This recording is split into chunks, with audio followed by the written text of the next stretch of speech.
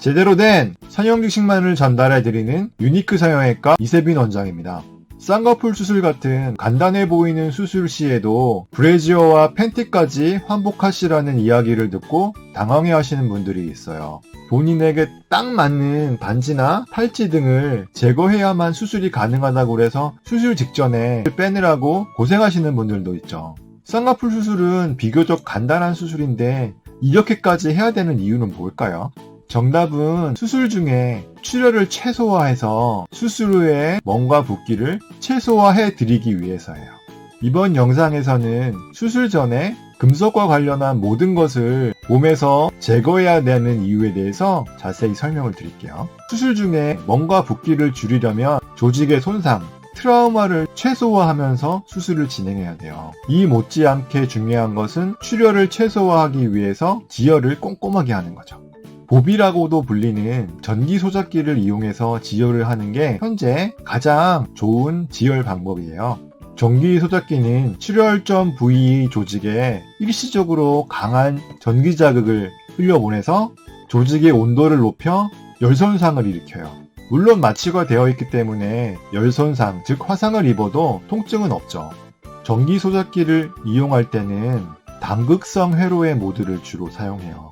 단극성 모드가 굉장히 어려운 말인데요. 간단하게 설명을 드리면 전기 수술기에서 발생한 전류가 활성 전극을 통해서 출혈 부위에 전달이 되고 출혈 부위를 통과한 전류는 수술받는 분의 신체 내의 저항이 가장 작은 부위로 흐른 후에 주로 종아리 뒤쪽에 묻히는 접지 패드를 통해서 모이게 돼요. 접지 패드에 모인 전류는 다시 전기 수술기로 흘러 들어가죠. 전기적 회로가 완성이 되는 거예요. 전류가 잘 통하는 금속이잖아요? 만약 접지 패드보다 금속이 수술 부위에 더 가까이 있다면 출혈 부위를 통과한 전류는 접지 패드가 아닌 더 가까이 있는 피부에 접촉되어 있는 금속으로 흘러 들어갈 거예요. 금속이 닿아 있는 피부 부위에 높은 저항이 걸려서 전기 화상을 입는 거죠. 전기 화상은 3도 이상의 화상이기 때문에 수술적인 치료가 필요한 경우가 많아요. 피부와 접촉해 있는 모든 금속은 수술 전에 제거가 되어야 되는 거예요. 브래지어의 와이어와 고정 부분은 금속이죠. 여성분의 팬티에는 금속이 액세서리로 달려있는 경우도 많아요. 속옷을 모두 탈의하고 병원에서 제공하는 일회용 팬티를 입으시고 수술을 받으셔야 되는 거죠. 반지, 귀걸이, 목걸이, 피어싱은 대표적인 피부 표면에 접촉되어 있는 금속이잖아요. 수술 전에 이 모든 것은 전기 화상을 예방하기 위해서 반드시 제거해야 돼요.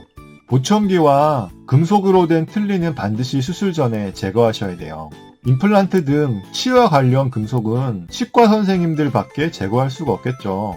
그리고 간단한 쌍꺼풀 수술을 하기 위해서 임플란트나 금속으로 된 치아를 제거하는 것도 말이 안 되죠. 임플란트나 금속으로 된 치아는 주위에서 수술하는 수밖에 없어요. 수술 전 속옷까지 벗어야 되는 이유는 수술 중 지혈을 위해 사용하는 보비의 사용으로 인해 발생할 수 있는 전기 화상을 예방하기 위해서예요. 전기 소작기를 이용한 꼼꼼한 지혈은 수술 후 붓기를 감소시키는 데 굉장히 중요해요. 수술 중에는 저도 전기 소작기를 사용할 때는 전기 화상이 생기지 않게 주의를 하죠.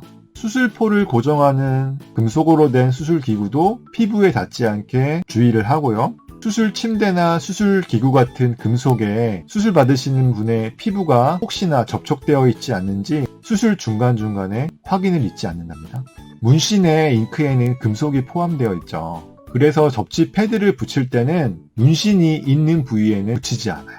구독과 좋아요는 사랑이래요. 저의 이야기가 도움이 되셨다면 구독과 좋아요 알림까지 꼭 눌러주세요. 지금까지 유니크 이박사 이세빈이었습니다. 감사합니다. 안녕.